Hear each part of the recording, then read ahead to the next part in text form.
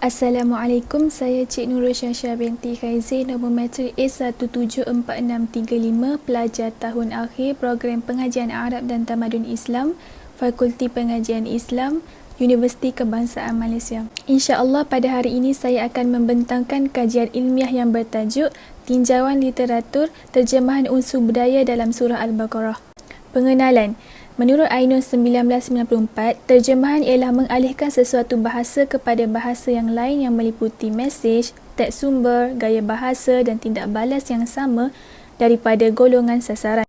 Selain itu, menurut pakar terjemahan Arab Melayu Muhammad Bukhari 1998, pemeliharaan maksud sesuatu teks bahasa sumber dalam aktiviti terjemahan adalah penting bagi memindahkan idea dari satu bahasa ke satu bahasa yang lain. Selain itu, penterjemahan juga bermaksud perlakuan mengalihkan teks bertulis atau komunikasi ucapan kepada bahasa yang lain yang menyebabkan bahan tekstual bahasa sumber digantikan dengan padanan yang sesuai dengan bahan tekstual dalam bahasa sasaran.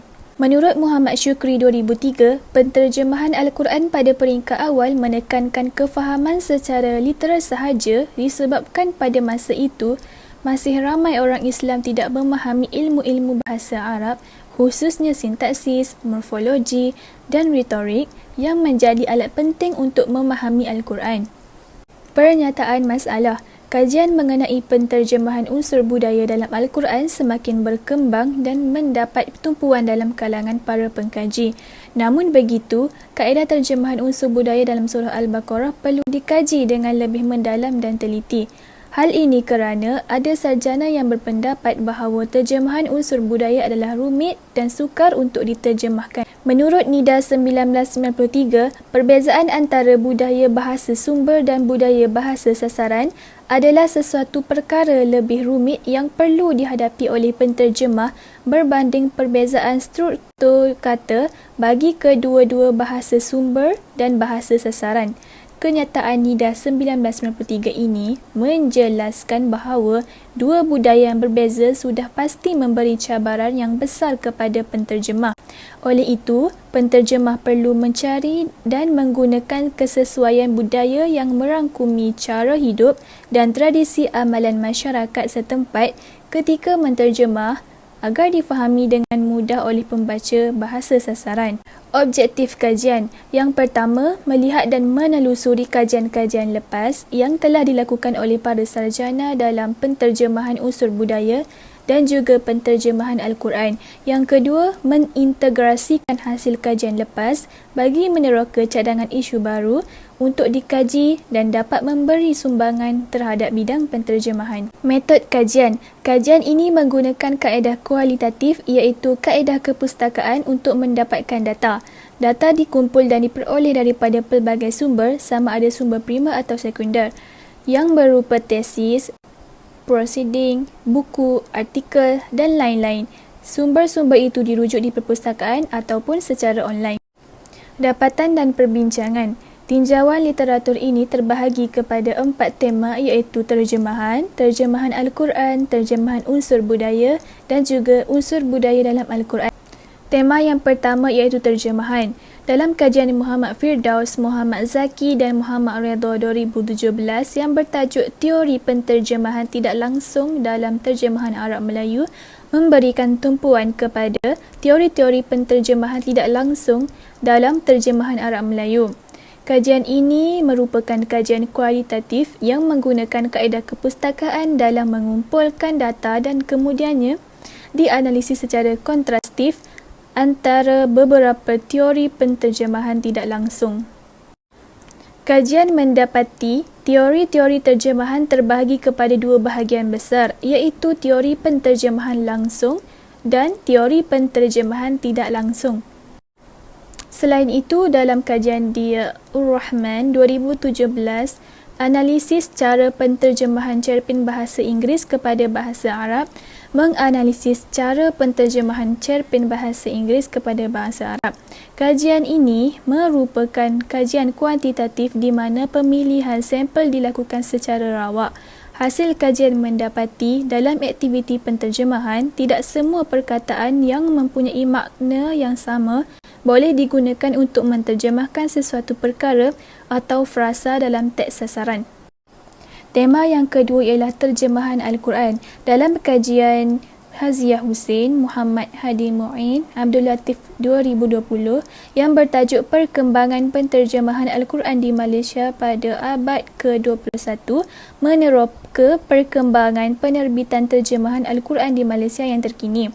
Kajian ini menggunakan reka bentuk kualitatif dengan jenis analisis kandungan. Kajian ini mendapati sebahagian besar terjemahan Al-Quran yang dihasilkan adalah menggunakan bahasa Melayu dan sebilangan kecil sahaja dalam bahasa-bahasa lain.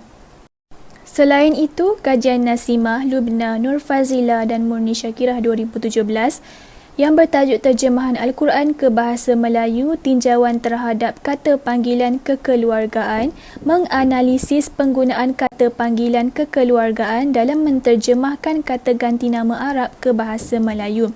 Kajian ini adalah kajian perpustakaan dan mengguna pakai pendekatan kualitatif. Kajian mendapati bahawa penterjemah tidak menggunakan pendekatan kata demi kata dalam menterjemah setiap kata ganti nama diri kerana meraihkan unsur kesopanan dalam konteks dialog antara ahli keluarga.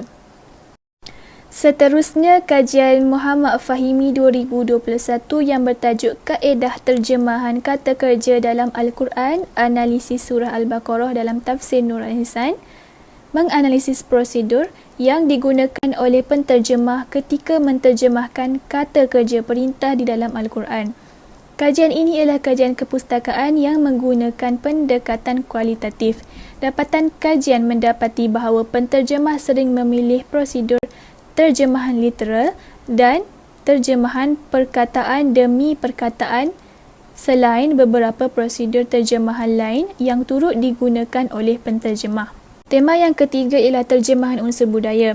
Dalam kajian Nur Eliza, Raja Zahirah dan Najihah 2015 yang bertajuk Kajian Penterjemahan Unsur Budaya dalam Sarikata Drama Flag of Truth, membincangkan penterjemahan unsur-unsur budaya Arab ke dalam bahasa Melayu. Kajian ini merupakan kajian kualitatif menggunakan analisis kandungan untuk mendapatkan data. Dapatan kajian menunjukkan strategi-strategi penterjemahan seperti penterjemahan literal, peminjaman, padanan fungsian, padanan budaya, modulasi dan kuplet digunakan dalam menterjemah unsur budaya.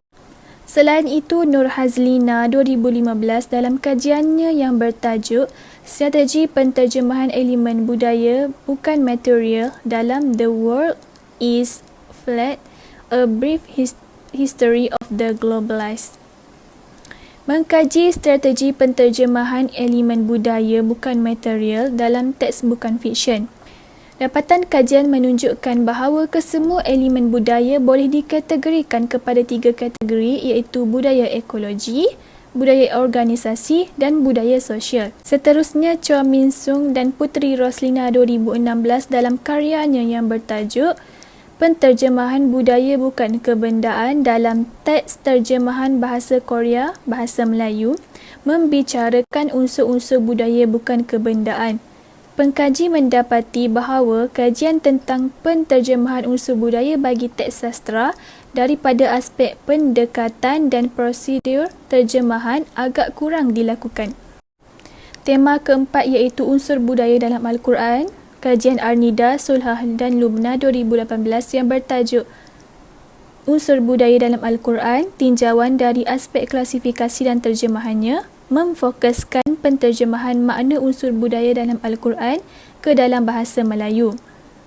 Kajian yang bersifat deskriptif ini menggunakan pendekatan kualitatif. Hasil kajian mendapati bahawa menentukan klasifikasi unsur budaya dalam Al-Quran penting bagi menambah nilai kepada pengkategorian unsur yang sedia ada di samping mengenal pasti secara khusus unsur budaya yang terkandung dalam Al-Quran. Selain itu, kajian Arnida, Sulhah dan Lubna 2017 yang bertajuk Aspek Semantik dalam Terjemahan Unsur Budaya ke Bahasa Melayu, kajian dalam Surah Al-Baqarah memfokuskan penterjemahan makna unsur budaya dalam Al-Quran ke dalam bahasa Melayu. Metod kajian adalah bersifat kualitatif. Hasil kajian menunjukkan bahawa terdapat beberapa teknik yang diaplikasi untuk menterjemah unsur budaya yang dikaji, iaitu teknik perluasan dan transliterasi rumi. Seterusnya, kajian Salinah Jaafar 2018 yang bertajuk Unsur Alam dan Masyarakat dalam teks terjemahan bahasa Melayu Surah Ar-Rahman, meneliti teks terjemahan Surah Ar-Rahman dalam bahasa Melayu. Hasil kajian mendapati bahawa teks terjemahan Surah Ar-Rahman boleh difahami. Penutup. Secara keseluruhannya, kajian ini menjelaskan abstrak, pengenalan dan penyataan masalah. Selain itu, dikemukakan juga analisis tinjauan literatur yang terdiri daripada tema-tema tertentu seperti terjemahan Al-Quran, terjemahan unsur budaya dan unsur budaya dalam Al-Quran. Antara objektif kajian ialah melihat dan menelusuri kajian-kajian lepas yang telah dilakukan oleh para sarjana dalam penterjemahan unsur budaya dan juga penterjemahan Al-Quran, serta mengintegrasikan hasil kajian lepas bagi meneroka cadangan isu baru untuk dikaji dan dapat memberi sumbangan terhadap penterjemahan. Kajian ini menggunakan kaedah kualitatif, iaitu kaedah kepustakaan untuk mendapatkan data. Sekian, itu sahaja daripada saya. Terima kasih.